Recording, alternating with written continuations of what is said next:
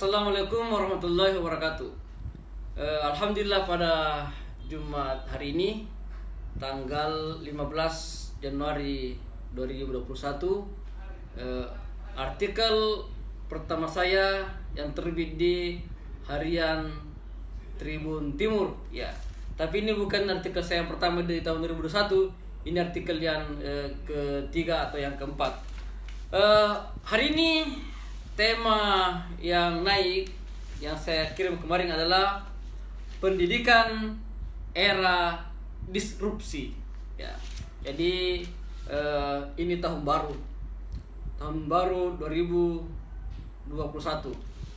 Orang tua yang tahun ini anaknya dari SD masuk SMA, SMA masuk kuliah, atau SD masuk SMP, SMP masuk SMA, SMA masuk kuliah, pasti berpikir ya, kemana anak saya akan sekolah, utamanya yang SMA masuk kuliah. Sekarang sudah mulai ancang-ancang di perguruan tinggi mana anak saya akan sekolah dan jurusan apa yang dia akan ambil ya. Sehingga di sana juga terpetakan, nanti anak saya habis sekolah, habis kuliah, dia mau jadi apa dan seterusnya. Nah, inilah yang saya bahas dalam artikel ini dengan tema dengan judul adalah pendidikan era disrupsi ya. Nah, banyak kasus-kasus yang telah saya temui selama ini yang cukup menjadi pelajaran bagi kita semua ya. Banyak sekali orang tua yang belum paham mengarahkan kemana anaknya akan sekolah. Nah, anak juga banyak yang tidak paham apa tujuannya belajar, terutama apa tujuannya dia masuk di perguruan tinggi. Nah, karena itulah bingung ambil jurusan apa dan mau jadi apa. Nah, artikel ini akan menjadi guide atau semacam pemandu anak kita itu sebenarnya kuliah apa dan nanti akan kemana. Ini akan menjadi guide bagi orang tua, guru, anak-anak yang mau kuliah, supaya ada semacam pemahaman awal bagaimana memilih jurusan, memilih perguruan tinggi, dan apa manfaatnya belajar. Era disrupsi ya. Disrupsi adalah sebuah era terjadinya inovasi dan perubahan besar-besaran yang secara fundamental yang mengubah semua sistem, tatanan, dan landscape yang ada ke cara-cara baru. Jadi cara-cara lama diubah dengan cara-cara baru. Akibatnya pemain yang masih menggunakan cara-cara dan sistem lama kalah bersaing. Sistem lama dimaksud dalam dunia pendidikan adalah paradigma lama ya.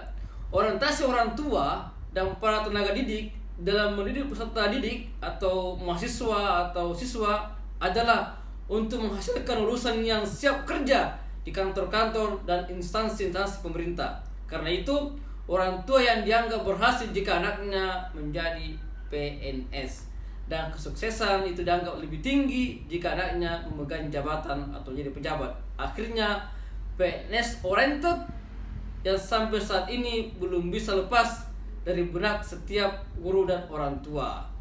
Masalahnya yang jadi PNS itu ya tidak banyak orang, sangat terbatas. Bahkan kemarin itu ya, ketika pembukaan beberapa formasi di PNS, ada satu kursi itu ya diisi atau direbut sampai 4.000 orang. Bayangkan 4.000 orang. Oleh karena itu paradigma berpikir sekarang bukan lagi menjadikan anak kita menjadi PNS, menjadi ini, jadi itu, bukan lagi. Itu sudah salah itu ya. Nah, paradigma berpikir era disrupsi ini adalah bagaimana anak kita itu ya memiliki skill dan kompetensi untuk bisa bersaing ya. Jadi skill dan kompetensi untuk bisa bersaing ya. Karena kenapa? Kemarin-kemarin ini terlalu banyak sarjana yang menganggur. Bayangkan ini saya tulis, ada sarjana lulusan administrasi pemerintah dari perguruan tinggi terbaik di Indonesia Timur menjadi penjual pop ice di emperan pasar. Ada sarjana ya matematika bingung mau cari kerja apa. Ada lulusan pelayaran ya menjadi peternak sapi perah. Ada lulusan pertanian ya bingung mau kerja apa. Oleh karena itu saat ini pendidikan saat ini yang memang orientasinya untuk mencari pekerjaan harus punya skill. Misalnya punya skill berbahasa, bahasa Inggris ya. Dengan bahasa Inggris itu sehingga dia bisa bersaing secara global, bersaing dengan negara-negara luar, bersaing dengan negara-negara maju dan seterusnya. Ini era global. Yang punya skill misalnya seorang mekanik saja juga harus punya keahlian berbahasa asing. Dengan bahasa asing itu sehingga keahlian mekaniknya itu bisa diterapkan di luar negeri ya. Kalau hanya pintar mekanik dan mau bersaing di Indonesia bisa juga melamar di perusahaan-perusahaan terbesar misalnya atau multinasional sehingga diterima dan mendapatkan gaji yang lumayan. Atau dengan skill mekaniknya itu dia bisa menjadi entrepreneur, membuka bengkel ya, menjual alat-alat otomotif dan seterusnya. Nah, inilah disebut sebagai era disrupsi. Jadi menggeser pola-pola lama. Yang pola-pola lama itu anak-anak kuliah itu dibesarkan hanya untuk menjadi bagian daripada pekerja di perusahaan, hanya menjadi pegawai birokrat. Bukan lagi itu. Itu pola lama itu.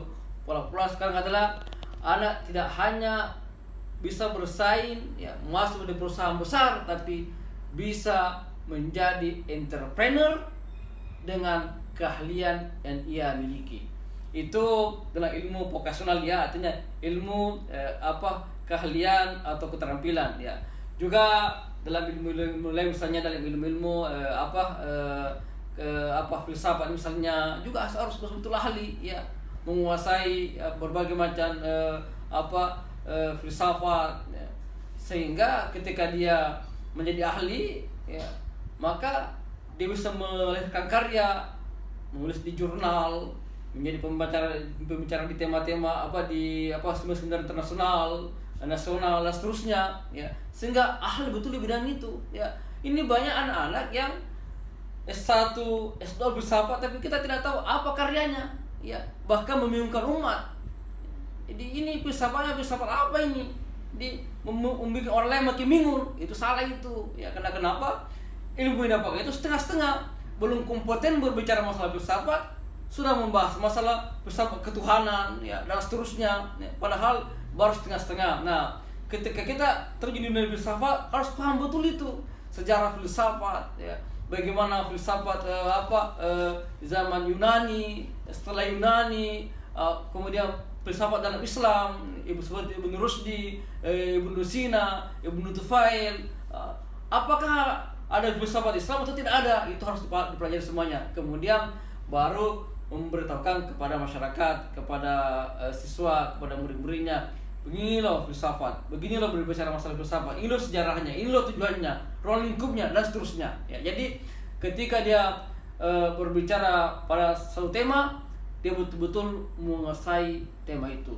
Ya, jadi knowing everything itu semuanya about something, terhadap suatu masalah. Ya, bukan hanya ini tahu, tapi hanya sekedar tahu, tapi harus mengetahui secara detail sebuah masalah. Itu namanya betul-betul ahli dan kompeten di bidang itu. Nah, inilah era pendidikan harus begitu. Harus kompeten di satu bidang. atau di bidang tertentu, walaupun juga harus mempelajari ilmu-ilmu lainnya sebagai ilmu-ilmu ya katakanlah ilmu-ilmu pendukung dan seterusnya, atau minimal ketika dibahas ilmu itu nyambung ya.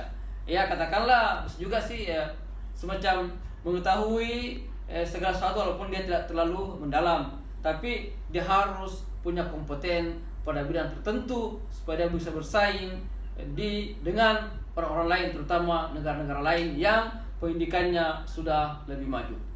Oleh karena itu, bagi yang ingin tahu lebih dalam terkait dengan bagaimana sesungguhnya pendidikan yang ideal di era disrupsi, khususnya untuk para dosen, para pendidik, para praktisi pendidikan dan seterusnya, maka silakan baca sepunya artikel pendidikan era disrupsi di harian Tribun Timur Jumat 15 Januari 2021, atau kunjungi saya punya website www.ilhamkadir.com.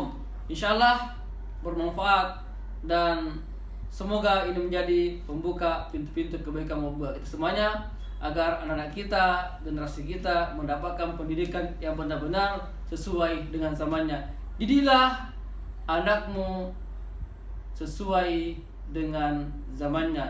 Ini zaman disrupsi, maka kita harus mendidik anak kita untuk siap menghadapi era disrupsi. Sekian, assalamualaikum warahmatullahi wabarakatuh.